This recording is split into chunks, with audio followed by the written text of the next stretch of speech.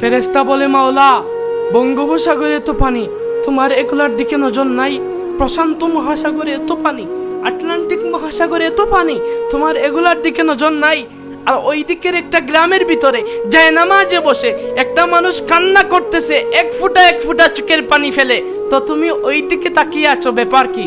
রব্বরে যা, ওর পানিগুলা পড়ার আগে একটা সবুজ বাটি নিয়ে পানিগুলা সংরক্ষণ কর, পানিগুলাকে নষ্ট হতে দিস না। সুবহানাল্লাহ।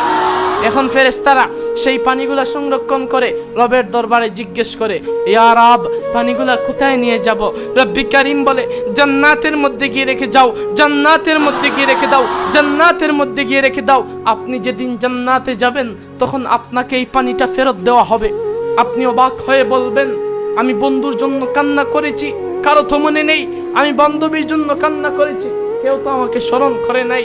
আমি অনেকের জন্যই কান্না করেছি, কেউ তো আমাকে স্মরণ করে নাই। মওলা, মওলা, তোমার জন্য জীবনে 1-2 বার কান্না করেছি, সেই পানিটাও তুমি সংরক্ষণ করে রেখে দিয়েছো। সুবহানাল্লাহ।